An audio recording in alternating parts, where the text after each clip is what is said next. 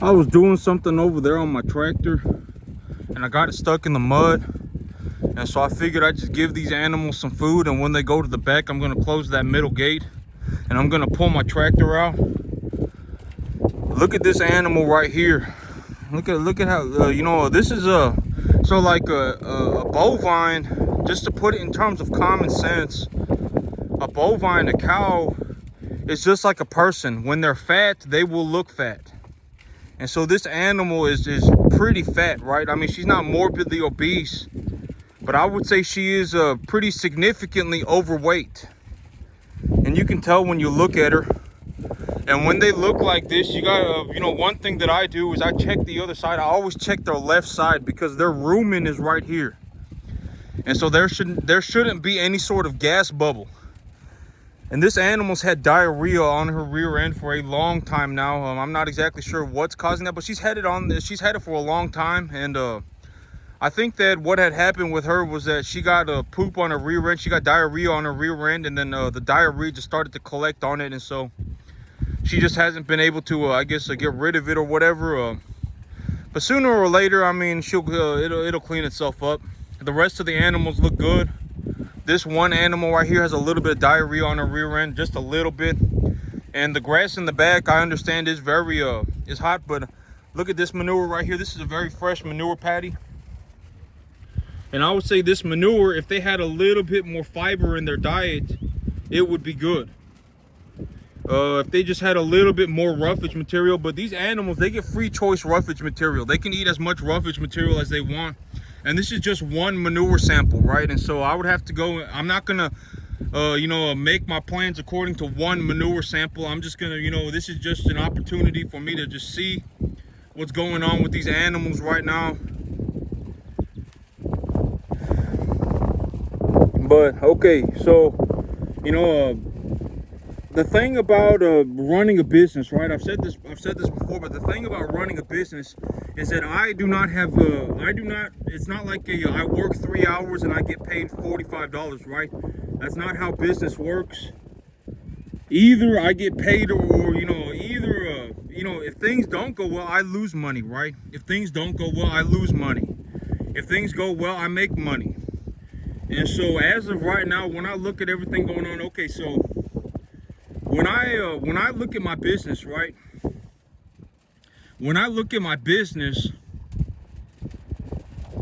the things that I see right now are, okay, so over the last month, I have had to invest $10 an animal. So I have 23 animals and I've invested about $230, right?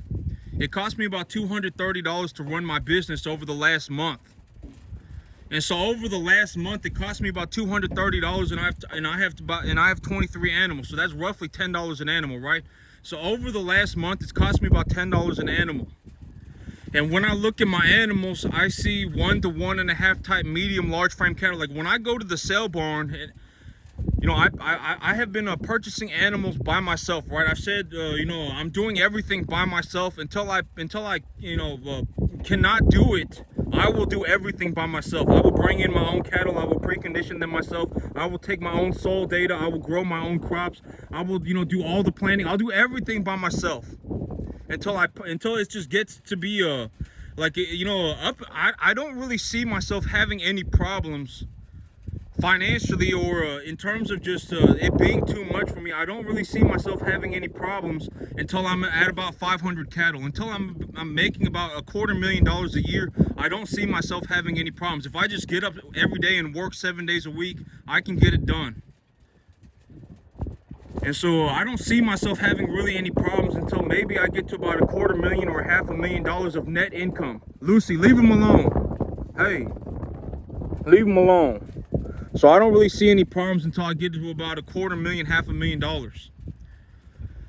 And so until it gets to be too much for me, I am going to do it by myself. So I'm bringing in my own cattle and I'm preconditioning them myself. I'm looking, you know, I'm formulating their diet plans by myself. I'm growing my own crops. I'm taking my own soil data. I'm doing everything by myself. The medicine work, everything, the investments, everything, commodity investments, everything. I'm doing it all by myself until I cannot, you know, do it anymore. But as of right now, if I just work 7 days a week, I can get it done, right? It's not like oh my God, you know, I'm falling behind, right? I can get it done by myself as of right now. It's not that big of a deal. Like, you know, a good way to put it is that, well, I mean, you know, look at everything going on, right? Nothing's falling apart. I'm doing very well for myself. I'm investing about $10 a month, and I'm running this business. And even this business right now is gonna make me about $4,000 or $5,000 a month. When I take these animals to market and I make my money on them, I would anticipate, well, the feeder cattle market's actually sitting at 255 right now, and so the market's actually been doing a little bit better. And so, you know, when anything leans into my favor, I do drastically better than what I anticipated. You know, because, well, I mean, it's still a good idea in terms of my belief system. It is a good idea to when planning, to plan for things not going very well. You know, the feeder cattle market fell 20%.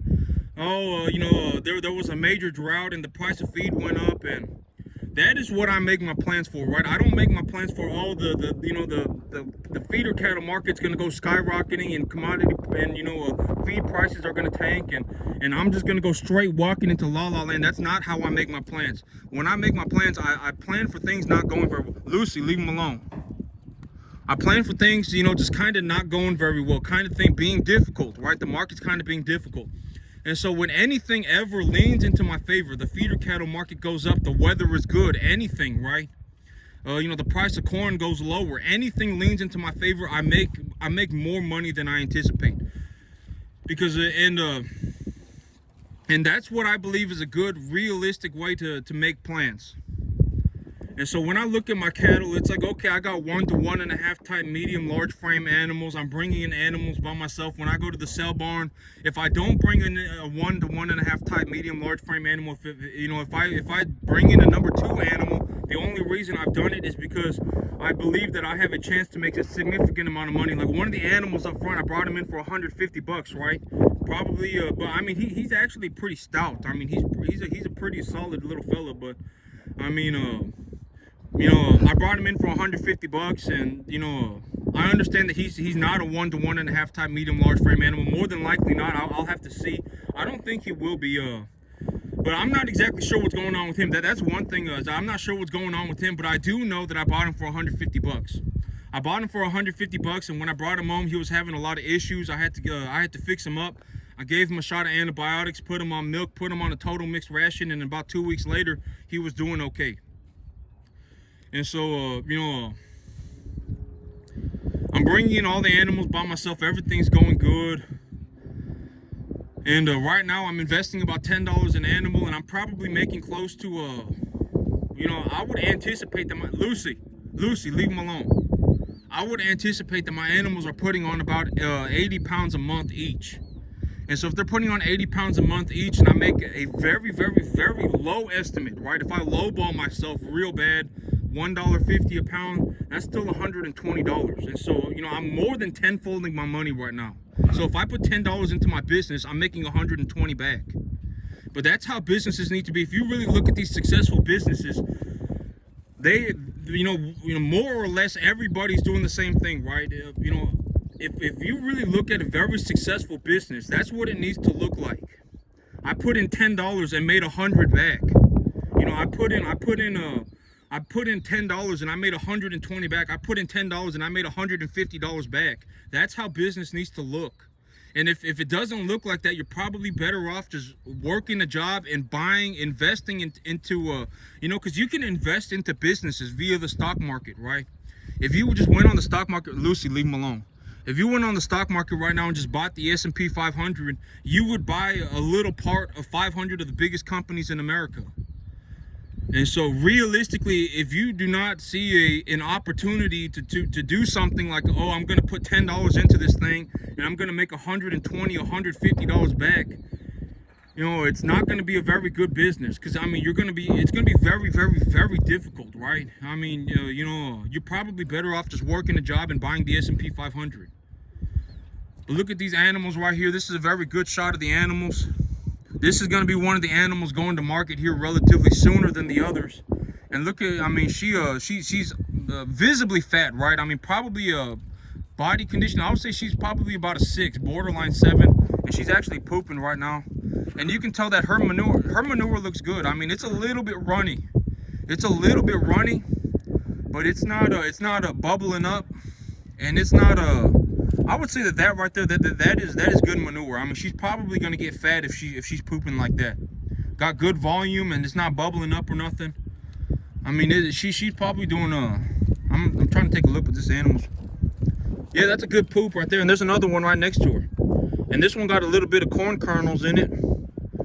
And so, but this one, she doesn't have any corn kernels in it. And so, one of the things that I realized about feeding corn to the animals is that if there is a lot of corn in their poop, you're probably feeding them too much, and it's probably going to be diarrhea. And so right now, I would say that the ration is good. What I'm giving them in terms of food is very, it's about where it needs to be. Their manure is a little bit runny, but the manure will be a little bit runny, and it'll be green. If it's green, it means they're eating a lot of grass. It means that grass is a majority of their diet. So if the animals are eating like hay, if their animals are eating a lot of hay, if a majority of their diet is hay, their poop will be like brown. If they're eating a lot of grain, if the majority of their diet is grain, their poop will be like gray. It'll be like this grayish color. And if they're eating a lot of fresh grass, if a majority of their diet is fresh grass, their poop will be green. And so when I look at this animal's manure right now, I would say, you know, and there are other factors to looking at to judging an animal's diet via their manure than just what's going on right now. Like if the grass was very wet, they would have a looser stool, right?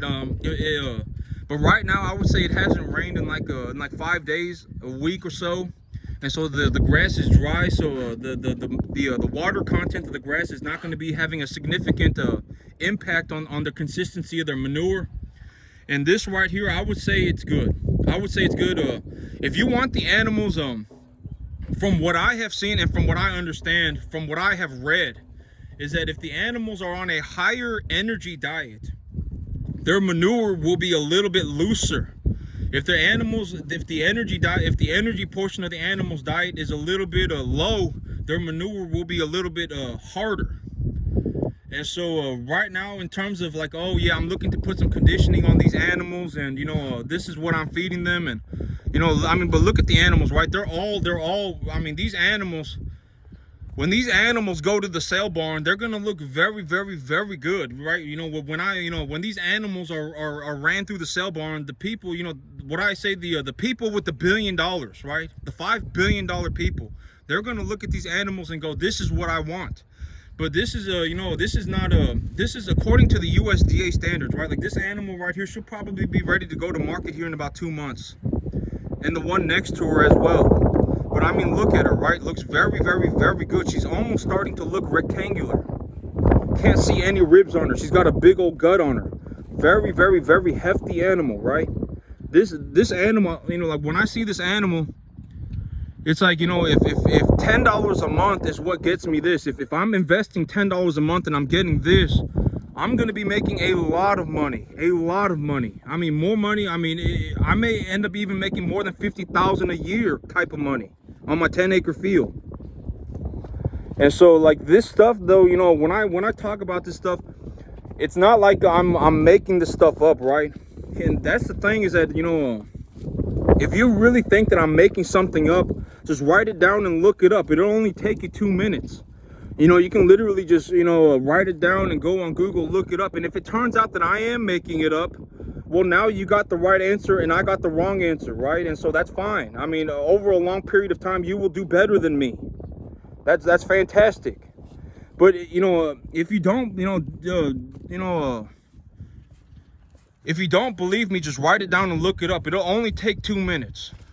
Like manure score. Oh, manure score. Just write it down and look it up, right?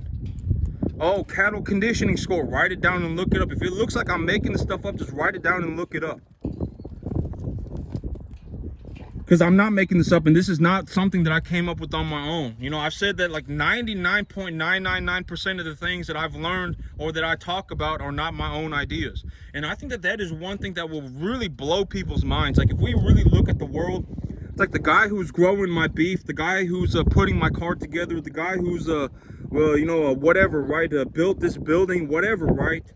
I mean, whatever it may be, people would be surprised when they actually figure out that these people, they're not drastically smarter, right? They're not drastically smarter than the average population. They may not even be smarter than the average population, but they're still doing it, right? A lot of people would be very, very, I think, very amazed if they actually looked at the world for what it was, because it's like the guy who's building my computer, the guy who's running my cattle, the guy who's building this building, the guy who's running this business, he's not smarter than me, right? Because look at what's going on. Look at everything going on, right? There's so many businesses all over the place. There's so many things to get done. I mean, these people, they're not making it because they're smarter, right? They're not making it because they're smarter. I mean, you can literally get on the internet and look up everything that I'm pretty much saying. No, I speak as objectively as possible. I say that all the time. I speak as objectively as possible. And I look to pass on good information. I'm not sitting out here giving my opinion on stuff. I try not to. Most of the time I try not. I put in effort to not give just my own opinion. Oh, well, I don't think that that's right.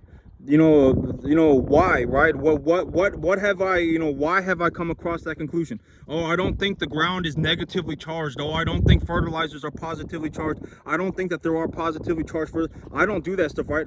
From what I have read and from my understanding and from what I have seen with my own eyes, and this is not just me saying this, all this stuff, all this information, if I give out like objective information, it is literally for free on the internet. 99.999% of the stuff that I am talking about, I've legitimately accumulated by just getting on Google.